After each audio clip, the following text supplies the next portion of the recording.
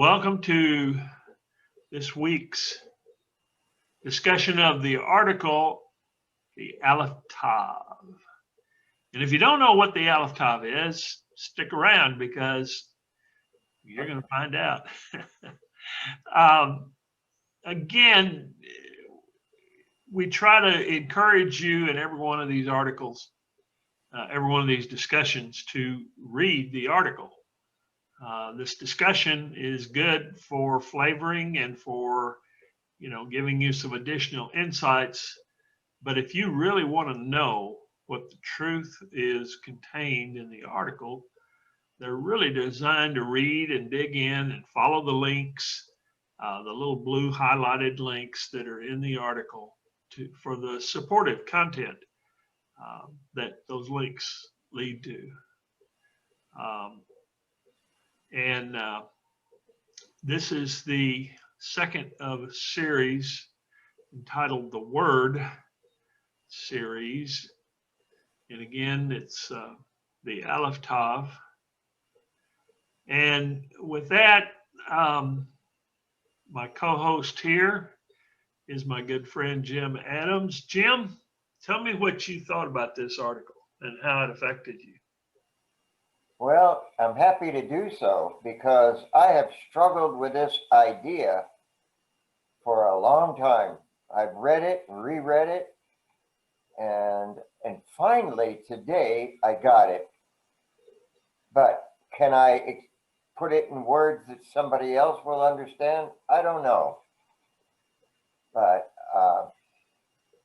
the reward is great if you will spend the time to diligently get the meaning of this two Hebrew letter phrase, the Aleph-Tav. What I found intriguing about it was this phrase. It's not really a word. It's not a Hebrew word. It's just two Hebrew letters. And it's a phrase that gives an understanding to the sentence that it is placed in, particularly in front of the names of people who are in the Messianic lineage. We've talked before in the Kinsman Redeemer series about the passage of the status of the firstborn from generation to generation. And while there are other places where the Aleph-Tav is used, it's primarily used for that purpose, to trace the lineage of the Messianic lineage from Adam to Yeshua. But it's an untranslatable word, which there's just no word for it in Greek or Latin or English. And so it's just not there. If you see it in English, it's usually in the Hebrew lexicon somewhere, and it just says et, et, with a hyphen on it, not a hyphen, but a mark on it, and it's what distinguishes Hebrew from other languages. Whereas the Greek-based languages like Latin and English are more rigid and static, Hebrew is more fluid, if you will. And there are the way Hebrew is constructed is not to get you from point A to point B in understanding, but it's to enhance the words that are being said. They project more of a feeling or a If I may, it tells you something about the direct object that it points to. That's what I discovered. And the Right. example that you brought forward is Jacob and Esau. So if you want to take it from there, to me, it not only tells you who the object is, but it tells you something about them. And there is change, and it shows that change also. In the Messianic lineage, the status of the firstborn is given to a particular member of each family, each Hebrew family. Everybody knew what a kinsman redeemer was because they had one resident in their family. In the book of Ruth, Boaz is an excellent example of a kinsman redeemer. And what the status of the firstborn, it's not always the firstborn, but it's what's known as son placement. The head of the family, the father, places that status on one of the sons before he dies. And the son receives a double portion of the inheritance. He receives the responsibility of looking out, the responsibility of the whole family, all of the property, all of the cattle or the sheep or whatever is involved in that family, in the operation of the family. But he's also responsible for the other members of the family. If another member of the family gets into some kind of distress, he has the authority to go and rescue that person out of distress, which is the crowning role of Yeshua HaMashiach, the Messiah. He was the kinsman redeemer for the whole family of Israel. And when we talk about Israel, you have to remember that Jacob, Abraham, Isaac, and Jacob, was renamed Israel. So we're not talking about some piece of land somewhere, although the land has taken on that name. We're talking about the family of Israel, of Jacob. Jacob had 12 sons, 12 tribes, and they're all interconnected. Their family lineage is all interconnected. But the lineage of the Messiah that comes through that family is marked by the Aleph-Tav in front of all their names. And as you were saying with Esau and Jacob, Esau was the firstborn of the family. He was the projected receiver of the status of the firstborn. And in both his name and Jacob's name, from the time they're first mentioned in Scripture, they both have the Aleph-Tav in association with their name. But the last time that Esau has the Aleph-Tav in front of his name is when his father Isaac asked him to go kill some savory meat. And he shows up at where Jacob is, and he's been out hunting and he got the meat and he's hungry. Harold, before you go in that, I'll explain what I got. Esau had the Aleph-Tav in front of his name until he made a decision to surrender his birthright. After that, it's not there anymore. So the implication is, not only is it a pointer, but it tells you something about it. As long as he had that pointer in his name, he was accepted and involved and like a member. But when it's withdrawn from it, and it was withdrawn by his choice to surrender his birthright, now there's nothing special about Esau. That's what I got out of a deeper meaning of Aleph-Tav. Right. That's where I was going. Thank Okay. you. But you see it in all kinds of places. Rebecca, there is no Aleph-Tav in front of her name. I mean, not Rebecca, Ruth. There is no Aleph-Tav in front of her name until she becomes the wife of Boaz. And all of a sudden it appears in the last 2 times that she's mentioned in the book of Ruth. So it's not necessarily something that is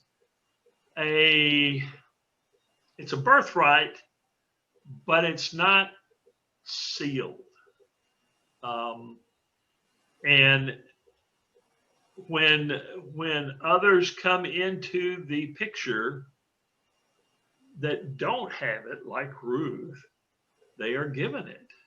Ruth becomes part of the lineage, the messianic lineage.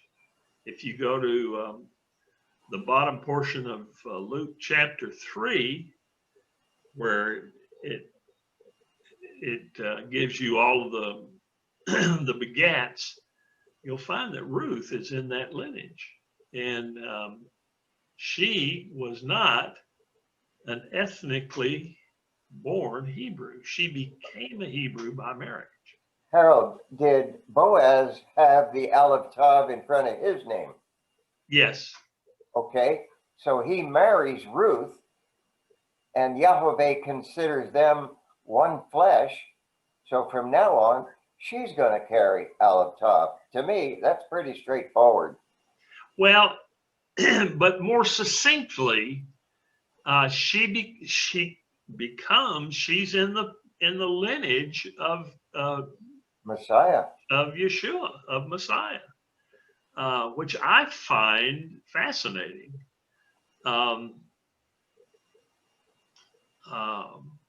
The Aleph-Tav is a direct object pointer to Yahweh. The Aleph-Tav is used in front of Yahweh's name throughout the original writings, what has been renamed as the Old Testament. And I don't know this for a fact, but I just because of the continuity that we find from the original writings into the Messianic writings, I just have a suspicion, a strong suspicion, that if we were to get to the original Hebrew of the Messianic writings, we would find that same occurrence carried on, as we have talked about with other things being linked. You make the expression that Yahweh is, the word is Aleph-Tav. Am I correct? Yes. Okay. In my brief studies of Hebrew, there are many 2-character words. For example, fish is Dalet Gimel and would sound like dog. So there's lots of 2-letter words that have distinct meanings. This one, the Aleph-Tav, it almost has to come to you throughout Revelation. But I think you're pointing to it right now, that it is important and it identifies something special about the person that it's either connected to or not, or withdrawn from. Yahweh, the letters in the alphabet, the Hebrew alphabet, Aleph is the first letter and Tav is the last letter. And this is where we get the idea. This is where Isaiah speaks about Yahweh being the beginning. There is no beginning, there is no ending, or the beginning and the end. The in Greek, the Alpha and the Omega. This is where that comes from, because Yahweh is the Word. In the beginning, Aleph-Tav created. And the first thing Yahweh created was the Aleph-Tav. He created the Word. The ancient Hebrews believe that it's this alphabet, it's the letters of the alphabet that form the foundation of creation. It was Yahweh first created the alphabet, and then it was through the spoken word that everything else was created. And so he is the Word. We explored in the last article the particular passage of John 1 through 18, and we showed grammatically how that passage is just a reference to the first passages of Genesis. And it says very distinctively that Yahweh in the beginning was the Word, and the Word was Yahweh. And the Word was with Yahweh, and without the Word, nothing was created. So when he spoke things into existence, he was using the word, the letters of the alphabet, the Hebrew language, to speak these created things into being. And when Yahweh abides in us and we become spirit, just as he is spirit, just as Yeshua is spirit, what I have discovered is that creation is not static. Creation, it began with Genesis, but it's been going on ever since. Jim, you're the scientist. Isn't there something scientifically that recently was uncovered, that the universe is continuing to expand? Yeah, as a matter of fact, I just saw a news article this morning. It's not only things, wherever a star is in reference to the center of the universe, it's going to move farther away. That's the general idea.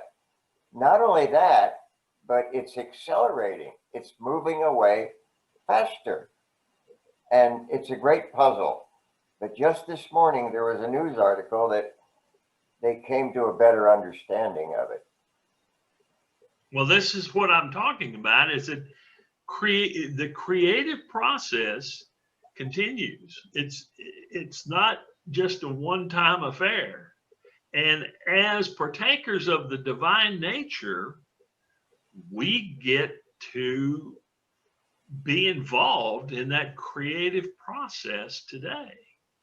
And that reveals itself in just all kinds of ways. Well, can you give an example of that? In what sense do you say we are creating? The Aleph-Tav, if Yahweh rests in us, as Yeshua said in John 14, 23 and 24, if we're going to believe these words, John 14, 23 and 24, Yeshua says, if you keep my words, my Father will come and abide in you. He will dwell in you. He will make his residence, his abode in you. and I will come and abide in you.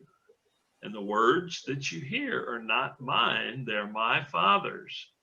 And so if we keep the words of the Father, and specifically we're talking about the 10 words of the Father found in Exodus 20, 1 through 17, then we embrace Yeshua as the prophesied Messiah, and embrace his example of life in how he manifested these words in his life, and we do likewise, then that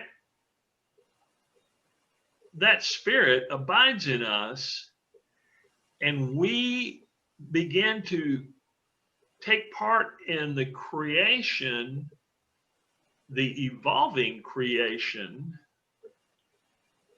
of us. Here's an easier question. I accept the idea that I'm giving power of choice when I enter the kingdom. In what sense did Yeshua create in his daily activities and the things that are reported to us? Are you thinking about a particular miracle as an example of creation? Oh, everything he did, he involved himself in the creative process. Well, I don't have the idea yet. Try to give me an example. Everyone he healed, that was a creative process. Everyone he delivered was a creative process. When he commanded the storm to cease on the Kinneret, the Sea of Galilee, that was a creative process. I mean, everything he did was everything was a creative process, and that's the mindset that we need to take when we take on spirit. Is Yahweh is just looking for the avenue to expand this creative process into this earthly realm through us, the same way he used Yeshua to do that. And there isn't a static, I mean, I've given you some examples, but it's not a static picture. It's something that is fluid, and it's free flowing, and it manifests itself in just all kinds of different ways, depending on the circumstances that we're confronted with. Does that help? A little. I mean, it's hard to accept the idea that, well, there's the scripture that you will do greater things, okay? He's telling the 12 that they are prepared, and as a group, they will do greater things than he did.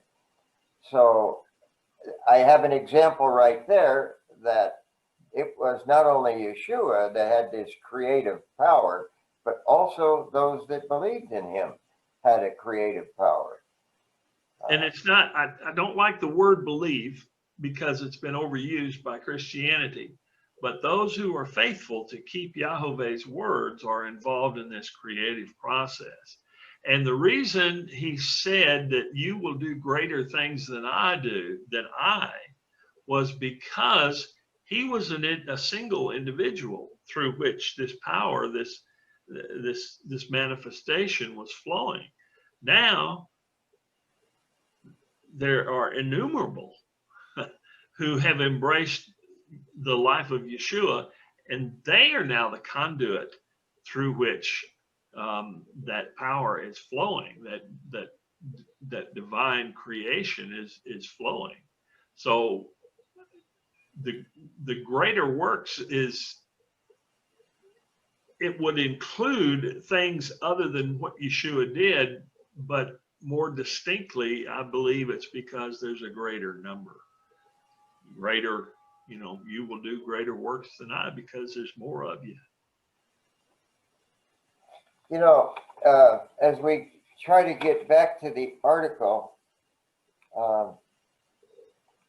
I like your emphasis on the way you view the 10 words. And you don't like the word commandment, you prefer instruction, and you prefer guidance, and you distinguish the law from the Torah. Have I got that right? You make a distinction between the law and the what? The 10 words. Okay. The law is, well, to begin with, the word Torah has been mistranslated as law. Torah in Hebrew means instruction. The 10 words found in Exodus 21 through 17 are the only words spoken by Spirit to men. And where they've been mislabeled commandments, if you go to the first verse of those 10 words, it just says these are the words of Yahweh, and that Hebrew word is devar. And it means of speech. You go to the Messianic writings where it speaks, the Greek word for word is logos. It also means of speech. So whether it doesn't make any difference which language you're speaking of, it's the same definition. And so they're not commandments, but they're instructions on how to remain in the presence of Yahweh. So the 10 words, actually, upon further research, I found there are only 7 words. And I have a series on the 10 words on the website that explains that. But they are words. They're just, and so when you look at the Torah as being instructions, the 613 ordinances that were given in Leviticus are primarily given to the family of Israel who were living in the wilderness. You know, I lived in Israel, and I from the point where the Israelites entered the land of Canaan to Mount Sinai, you can walk it in 3 days. It's not a great distance. Let me take that back. From where they began out of Egypt to Sinai, and then from Sinai into the land of Canaan, or where they finally were led to, it only takes about 3 days to walk it. Yet I've heard and taken it for granted it's an 11-day journey. I don't know. That's real strong in my mind. Well, even 11 days, it doesn't. It's not far, and yet it took them 40 years to get there. That's amazing. But the reason that it took them 40 years is because they did not entertain the words of Yahweh once they were given, and so if you go back and do a little research on where the 613 came from, you'll find that it came out of a committee of men. The Spirit gave the 10, and one day Jethro, Moses's father-in-law, came by. This is they were the the 10 were given in Exodus 20, and Exodus 18 tells this story. Can I try to tell that story? I'd like to try to tell it. You'd like to tell it? Yeah, I want to tell it. You know this story? Oh yeah, yeah. Okay. I would tell it like this. There they are out in the wilderness. Moses is spending night and day laboring to solve disputes between people. Yeah, go ahead. No, he's spending from sunup to sundown. Okay, thank you. Good correction.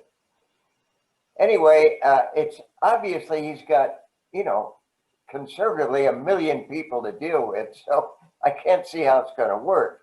His father-in-law sees what's going on and says, you got to do something. Get your committee to help you with these people. And so, and out of a committee of men come a set of rules that at least gives them a guideline how they can live together without killing each other. That would be my short synopsis of the story. Well, it's not so that that's one of the benefits. They can live together without killing each other, but the primary purpose for all of that was in Exodus 12. It says when the Israelites came up out of Egypt, there was a great mixed multitude of other slaves that came with them that weren't Hebrews. And this mixed multitude of people were from all kinds of different countries and religions, and worshiped all kinds of different gods and had practices, and they brought all of that with them. And they got out in the wilderness, and when Moses was up on the mountain for 40 days, what incensed the people to build the golden calf were these people of the mixed multitude who really didn't understand what was going on, and felt like they had been abandoned, and so they were trying to build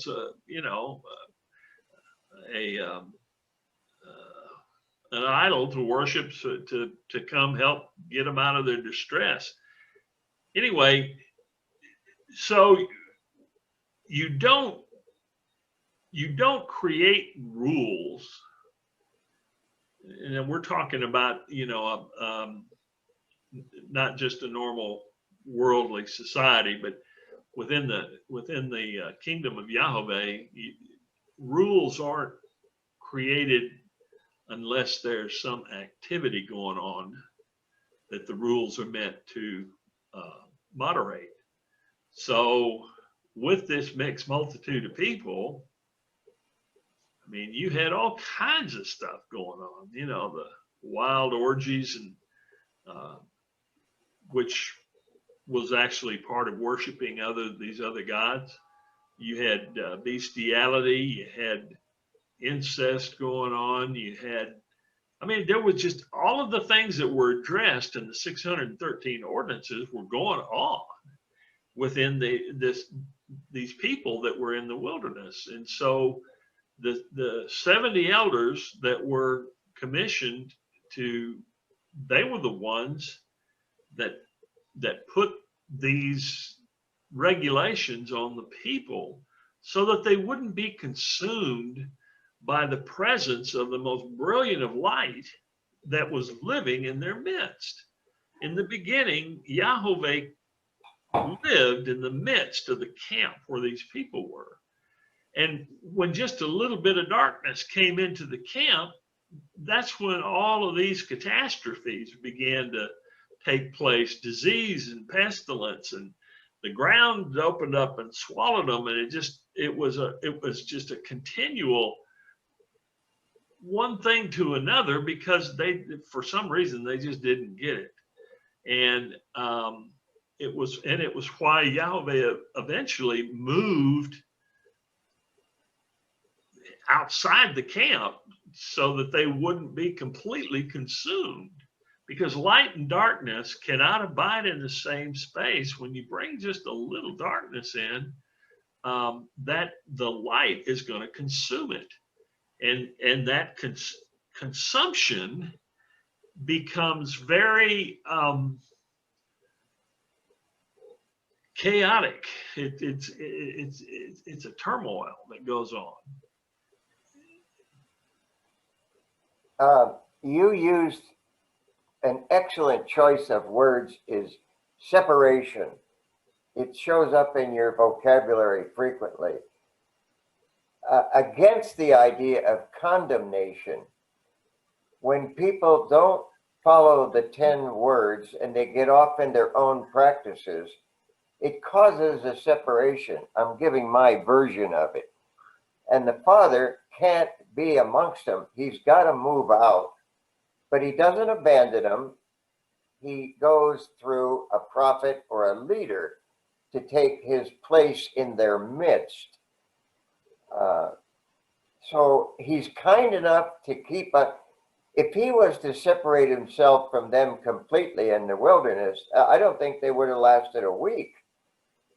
In the same sense that if we don't have him in our lives, and if we get separated, our lives are going to suffer in any number of ways. So I'm asking you to come back to the idea of separation. Well, it goes back to what I said earlier, that, you know, light and darkness cannot abide in the same space at the same time. And when you walk into a darkened room at night and you put on the light switch, is there a struggle for that light to become preeminent? No. Light consumes the darkness. It actually causes the darkness to, the darkness doesn't flee, it dissipates. And light causes darkness to become light. When you walk down the street at night, the darkness doesn't shine into the houses, the light shines out into the darkness. Shades of gray are not the diminishing of light, it's the diminishing of darkness. And so when we embrace Yahweh, I mean, you got to think of the purest, most brilliant light that exists. We think of light as being, you know, this innocuous thing that, you know, brightens up everything around us. But if you concentrate light into its purest form, you know, into a laser goes through anything. I mean, we're talking about a power here, and it's the power of light that causes all of that traumatic chaos in a person's life when they try to embrace Yahweh, embrace that light. In 1 John 5, we're told that Yahweh is light, and he's the source of life. So he, you know, when we talk of light, we're also talking of life. And in particular, the passage you're speaking of is in John 3. Everybody quotes John 3:16, but very few people I've found goes beyond John 3:16 from 17 through 21. And in that passage, Yeshua said that I didn't come to judge you, but there is a judgment that has come into the world. Light has come into the world. Yahweh. I have a sentence I'd like in the article. Here's a quote. To say they keep the commandments but neglect any one of them by rewriting its meaning to suit their beliefs do not realize that by neglecting the one, they bring the full weight of, here comes the word, separation from the Spirit upon their lives. And the implications of that are very serious. Well, going back to what I was saying, Yeshua said that there is a light that's come into the world. There is a judgment that's come into the world, that lights come into the world, and men love darkness more than they loved to bring their deeds into the light for reproof, to see if those deeds are wrought in Yahweh or not. So when we talk about the 10 words, and the 10 words are instructions on how to remain in the presence of light. Like I said earlier, when you bring just a little darkness into this body of light, it causes a reaction. And so you only have to break one of those 10 words in order to allow that little bit of darkness to come in. And once you've done that, you become responsible for them all, because you're not, I've heard people say, well, I may have lust in my heart, but I don't murder anybody. Yeah. And the point is that the 10 words, all 10 of them, are gates into this kingdom. And as long as we keep all of the gates closed, then we abide in his protection. But it only takes one gate to be opened in order for the darkness to come in and wreak havoc among, the whole kingdom within.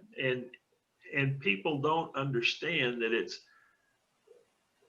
if you're not keeping the Sabbath, it doesn't make any difference whether you don't commit adultery or not. You're already allowing darkness to come into your life. And this is just part of that Hebraic perspective that people, when they read these words, they don't have,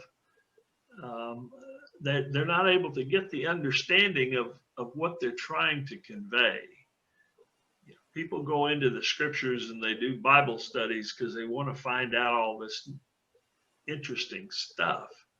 But the reason scriptures are given is to validate what we think we hear in spirit as truly being of Yahweh or not. And that's the reason we have the scriptures. It's to validate what we think the Father is speaking to us. Because what the scriptures give us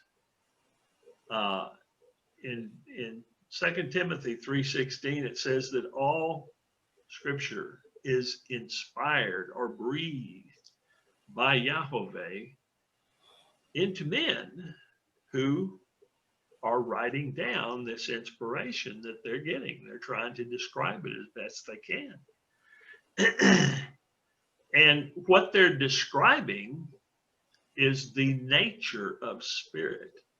The nature of spirit, the core nature of spirit, you've heard me say this before, is selflessness, not self-denial, but considering the things of my brother as being more significant than things of my own. And this is the thread that runs through all of the 613 ordinances, and why they carry the weight of thus says Yahweh, is because within each one of them we find that thread of selflessness, pointing to the things of my brother as being of more significance than the things of my own. I want to bring an example here that kind of highlights the idea. You go before the judge, you've got a speeding ticket, and you say, Your Honor, I didn't realize the speed limit was 65. And what do you think he's going to say? I've seen enough of these things happen in court where people think ignorance is a plea. And they've had some rude awakenings. Now, when it comes to the Sabbath, I believe it's a major issue, and although before I didn't know, I do now. Do you get what I'm saying? Ignorance is not a realistic argument for neglecting Sabbath. The Sabbath is one of the 10. It's the only one of the 10 that says remember to do, because it wasn't instituted at Sinai, but at creation. And up throughout most of the original books, up until you get to where some of those guys ran off the rails, everybody understood. Well, even those that ran off the rails understood about Shabbat. Everybody, you don't find Yeshua teaching about Shabbat because his whole oratory was given to the Hebrew people, his brethren. And he didn't need to because they were doing it. Even today in Israel on Shabbat, that whole country shuts down. And whether you believe it or not, you're going to do it because you don't have any choice.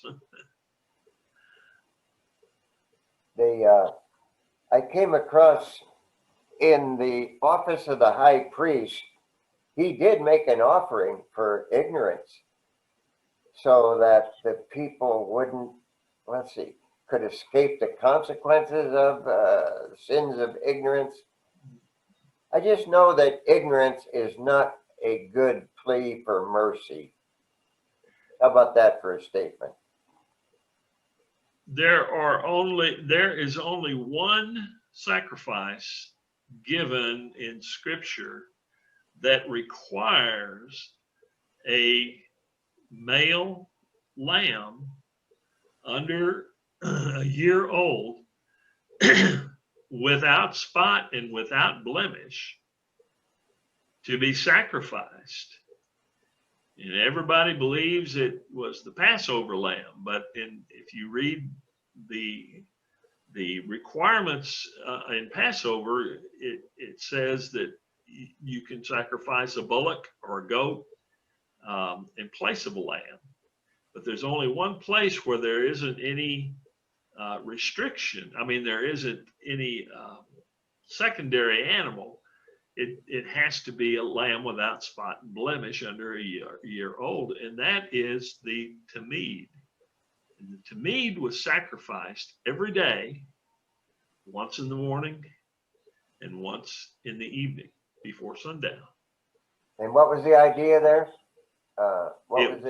It was the sacrifice for the ignorance of the people. Ah, okay, thank you. And Yeshua was hung on the cross around 9 a.m. about the same time that the morning tamid was sacrificed. And he died around 3 p.m. about the same time that the evening tamid was sacrificed. I see. And he became that tamid for the ignorances of his people, not the world, but his people. And we're ending our allotted time here, and we may have seemed like we've drifted pretty far from the Aleph-Tav, but in fact, I think the Aleph-Tav is showing us what's important to the spirit, and that if we'll just pay more attention to it, we'll get a glimpse of things that are more important than we have suspected. Can you go along with that idea, or? I think it's fascinating that we have in plain sight in the Hebrew language this two-letter phrase It just doesn't make it into any of our modern translations, any of the Greek translations, because there's no word for it. And but the weight of that word, the importance of that word, specifically to delineate the lineage, the passage of the status of firstborn from Adam to Yeshua. To me, it's just it just shows the completeness of Yahweh. He didn't leave any stone unturned. He didn't leave anything left to chance. And it's just amazing to me when I delve into the Hebrew language to see just the resonance of it, how it just reaches out into all different directions, and it when whatever it touches and whatever comes into view, it carries the brilliance of his nature. Amen. Amen.